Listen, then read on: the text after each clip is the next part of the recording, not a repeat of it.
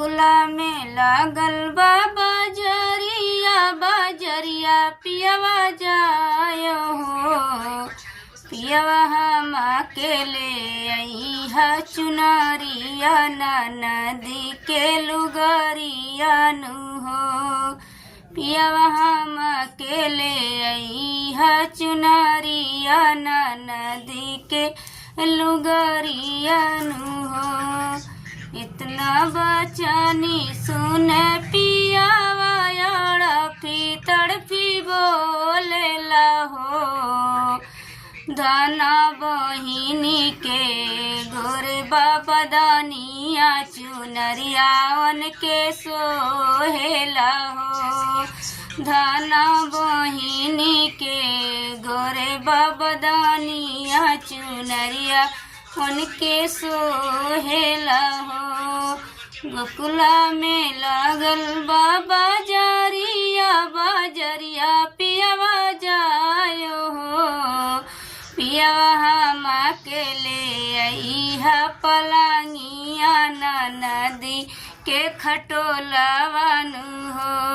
पियवा हम अकेले अइहा पलांगिया ना नदी के खटोलवानु हो।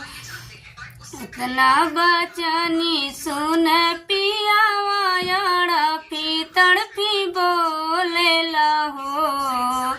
इतना बचनी सुन पियावा तड़पी तड़पी बोलेला हो। दान बहिनी के लंब लंब के सिया पलंगिया उनके सोहेला हो। धन बहिनी के लंबी लंबी के सिया पलंगिया उनके सोहेला हो।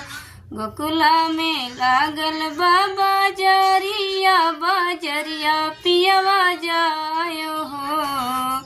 गोकुला में लागल बाबा जरिया बाजरिया पियवा जायो हो।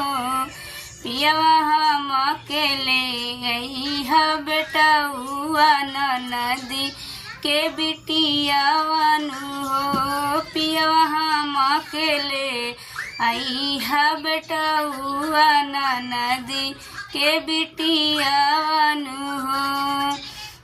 उतना बचनी सुन पियावा तड़पी तड़पी बोलेला हो। इतना बचनी सुन पियावा तड़पी तड़पी बोलेला हो। दाना बहिनी के गोरे बाबा दानिया दान बहिनी के सुने बगो दियाला बेटुआ उनके सोहेला हो।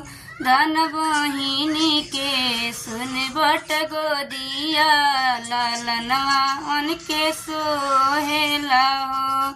गोकुला में लागल बाबा जरिया बाजरिया पियवा जायो।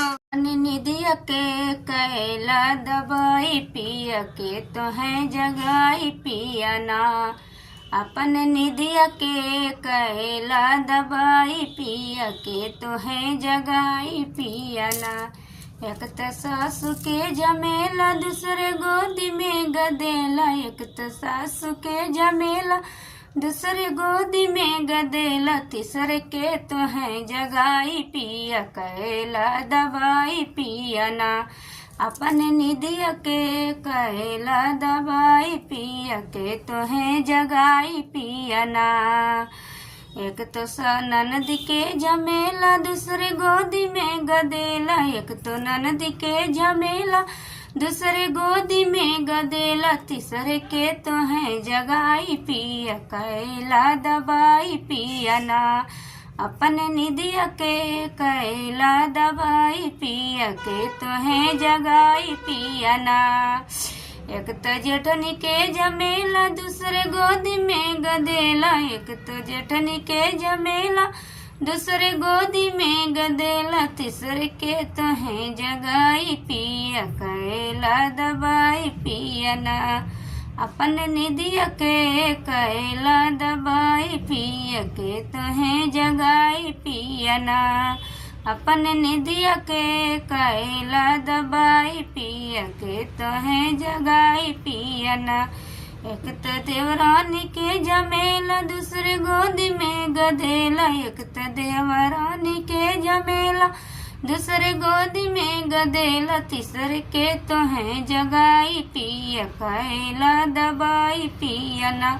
अपन निदिया के कैला दबाई पिया के तोहे जगाई पियना।